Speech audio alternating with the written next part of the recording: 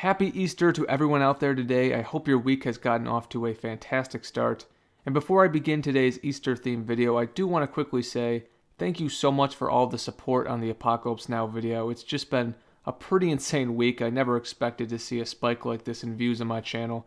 And I really appreciate every comment and like I've gotten on the video. I've had a lot of fun reading them and interacting with you. And I will be making a spiritual sequel, if you will, on Kubrick's Full Metal Jacket in the near future. So be on the lookout for that. I decided that I wanted to make this video first because it's Easter and there is no better day to talk about the story of Christ, which, whether you believe it's literally true or not, it is the most influential story in human history by a pretty wide margin, I would say. So I think it's important to ponder the ideas that have made it so durable throughout the last 2,000 years. Even if you're a very set-in-stone atheist, I think it's an important thing to do.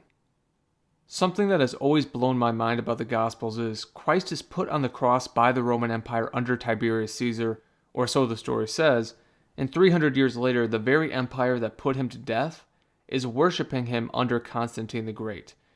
That's pretty staggering stuff, and it's a testament to the story's power and the ideas it puts forth. Of course, there are many, many different stories to pick from the Gospels that can help us better understand the teachings and philosophy of Christianity.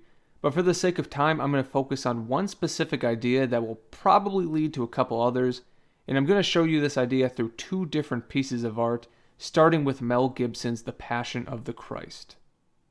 The Passion of the Christ is the highest grossing independent film of all time, and I can't imagine its record will ever be topped unless it's actually by the sequel, assuming it's still independently funded, and studios avoided The Passion for a few reasons. First of all, the film is in all Aramaic, Latin, and Hebrew, and originally, Gibson didn't even want to have subtitles, which would have been quite the interesting creative decision. I can't imagine what the viewing experience would be like. And there were also some concerns about anti-Semitism, which I don't really want to talk about because I think it's kind of silly. And of course, Hollywood is not what you would call a religious hotspot, so they clearly didn't think that the story could still bring out people in droves, especially given the language situation. But Mel Gibson proved otherwise. A common complaint about The Passion is the nature of the crucifixion.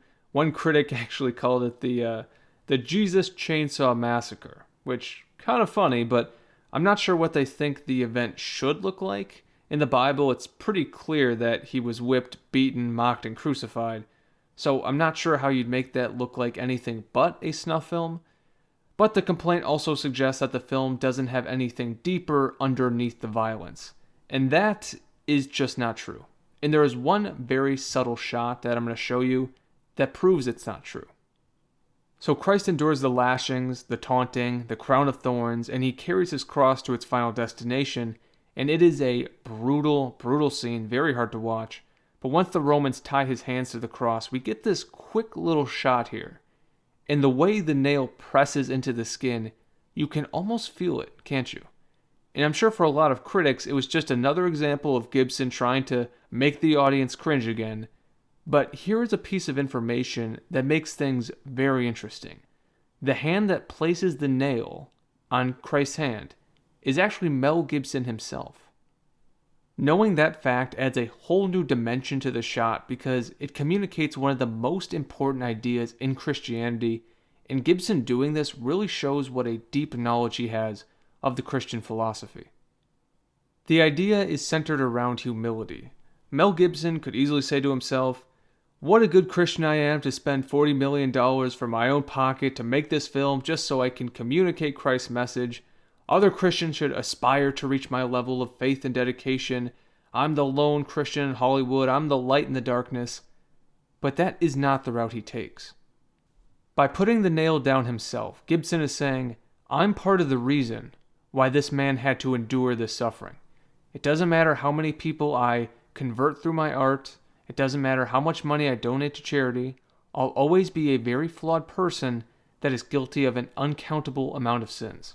Sins that Christ had to die on this cross to wash away. And Mel Gibson is not the first Christian artist to put this message in his work. Caravaggio, who is just unreal, by the way, some of his paintings are just breathtaking. He portrays the Christian stories in a very realistic and gritty way. His paintings are like David Fincher films, basically. In fact, a lot of people thought his paintings were blasphemous back in the day because they lacked the usual divinity, I guess you could say. Now, in one of his David and Goliath paintings, Caravaggio does something akin to Gibson placing down the spike on Christ's hand, but this is probably even a level up, I would say, because surface level, this is just another painting of David holding the head of Goliath. But there are 3 enormously important details that make it something so much more. First off, look at the way David gazes at the head. This is not a triumphant moment. He's looking at the head with pity and sadness. And this expression makes a lot more sense when you figure out that Goliath's head is actually the head of Caravaggio himself. He made himself the villain of the painting, not the hero. Caravaggio could have easily made Goliath's head one of his enemies, or maybe even a political figure he despised. That certainly would be the route many artists take today. One has sort of already done it. But Caravaggio was well aware of his own shortcomings and sins.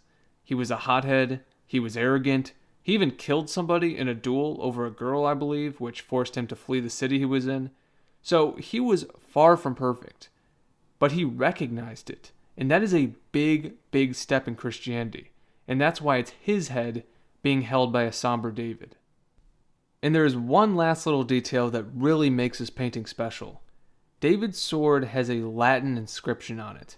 It's an abbreviation for a Latin phrase that I'm not even going to try and say because I'll completely embarrass myself, but it translates to humility kills pride. Pretty amazing. And think about how this idea is contrasted by the paganism that the Romans had been following for a long time. The stories of Greek mythology are incredible. I've actually made a video on one of them before. I think they're insightful for a lot of different situations. And there is a common theme that I'm sure most of you have recognized if you've ever read the Iliad. The gods pick their favorite humans based on their intelligence, their artistic ability, their skills in battle. One example from the Iliad would be Diomedes. Diomedes is the favorite of the goddess Athena, and when she's by his side, he decimates the Trojans. Hector's wife even declares that he was causing more destruction than Achilles. And it's not hard to understand why Athena favors Diomedes. He's the king of Argos, he's a skilled warrior, he's very wise for his age, he's one of the younger kings there, but he understands human nature pretty damn well. And he was also the son of another great warrior who Athena used to favor. So he's special. And unfortunately, Diomedes is completely left out of the movie Troy, but nobody cares because Brad Pitt. The point is, the gods of Greek mythology really only care about the earthly talent and beauty of human beings. And then the story of Christ comes and says, it doesn't matter who you are, what you look like, what you're capable of.